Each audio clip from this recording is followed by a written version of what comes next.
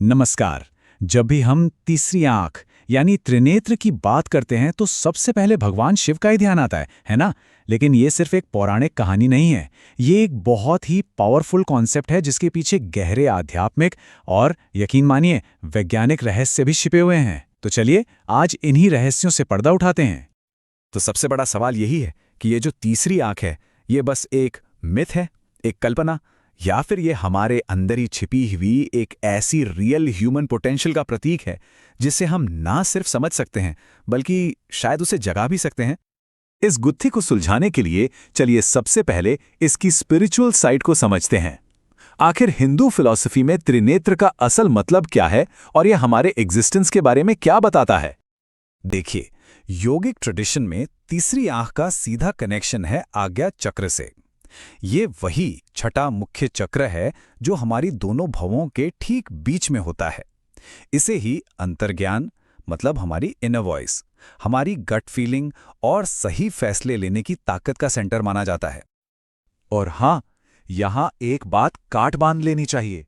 ये कोई फिजिकल आंख नहीं है जिससे हम बाहर की दुनिया देखते हैं। नहीं, बिल्कुल नहीं। ये एक इनर विजन है, एक अंदर की नजर। ये वो नजर है जो हमें भ्रम के पार देखने में, आत्मा और सच को महसूस करने में और अपने ही कर्मों के नतीजों को समझने में मदद करती है। इसका सिंबलिज्म तो और भी गहरा है। ये प्रतीक है अहंकार, वासना और हर तरह के भ्रम के विनाश का, बिल्कुल वैसे ही जैसे शिव ने कामदेव को भस्म कर दिया था। ये हमें समय के बंधन से परे यानी पास्ट, प्रेजेंट और फ्यूचर को एक साथ महसूस करने की शक्ति देती है और ये न्याय और करुणा के बीच एक परफेक्ट बैलेंस बनाती है। मतलब सीधे शब्दों में कहें तो ये हमारी आत्मा तक पहुंचने का गेटवे है। ठीक है, तो ये तो हुई स्पिरिचुअलिटी की बात। अब जरा गेयर बदलते हैं और इस एंशिएंट कॉन्सेप्ट को साइंस की नजर से देखते हैं।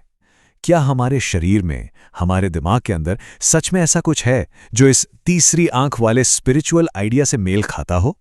और यहीं पर कहानी बहुत बहुत इंटरेस्टिंग हो जाती है। साइंस हमें लेकर जाता है पीनियल ग्लैंड तक। ये हमारे ब्रेन के बिल्कुल सेंटर में मौजूद एक छोटी सी ग्रंथि है और सबसे हैरान करने वाली बात, इसकी लोकेशन ठीक वही है जहां आध्यात्मिक परंपराएं आज्ञा चक्र को मानती हैं। इसी वजह से कई लोग इसे हमारे दिमाग की बायोलॉजिकल थर्ड आई भी कहते हैं। तो सवाल यह है कि आखिर ये पीनियल ग्लैंड करती क्या है? इसका सबसे जरूरी काम है मेलेटोनिन नाम का एक हार्मोन बनाना। यही हार्मोन हमारी बॉडी की नेचुरल क्लॉक को, हमारे सोने जागने के साइकिल को कंट्रोल करता है और हमारे शरीर का पूरा बैलेंस इसी साइकिल पे टिका है, ये तो हम जानते ही हैं। और अब एक और कमाल का कनेक्शन देखिए। ये पीनियल ग्लैंड लाइट को लेकर बहुत ही सेंसिटिव होती है। जब अंधेरा होता है तो ये ज्यादा मेलाटोनिन बनाती है और रोशनी में कम।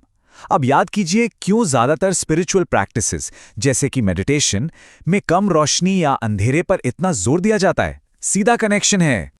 और बात सिर्फ बनावट तक ही सीमित नहीं है। जब कोई डीप मेडिटेशन में होता है तो उसके ब्रेन वेव्स में भी एक जबरदस्त बदलाव आता है। अल्फा और थीटा वेव्स, जो कि गहरी शांति, क्रिएटिविटी और इंट्यूशन से जुड़ी हैं, उनकी एक्टिविटी एकदम से बढ़ जाती है। तो अब हमारे पास दो अलग अलग नजरिए हैं, एक आध्यात्मिक और एक वैज्ञानिक। चलिए अब देखते हैं कि ये दोनों दुनियाएं जो इतनी अलग लगती हैं, आखिर कैसे एक ही सच की तरफ इशारा कर रही हैं। यहां पर स्पिरिचुअलिटी और साइंस का ये संगम बिल्कुल साफ हो जाता है। देखिए, जिसे अध्यात्म आंतरिक दृष्टि या अंतर्ज्ञान कहता है, विज्ञान उसी को बढ़ी हुई अल्फा थीटा वेव्स के तौर पर मेजर करता है। आध्यात्मिक आज्ञा चक्र का साइंटिफिक पैरेलल है पीनियल ग्लैंड, और अंधेरे में ध्यान की जो प्राचीन प्रथा है वो पीनियल ग्लैंड की लाइट सेंसिटिविटी से एकदम सीधी जुड़ती है ना? ये कमाल का कन्वर्जेंस। तो ठीक है, ये सारी बातें तो बहुत अच्छी हैं, पर सवाल ये है कि इस नॉलेज का हम अपनी लाइफ में इस्तेमाल कैसे करें।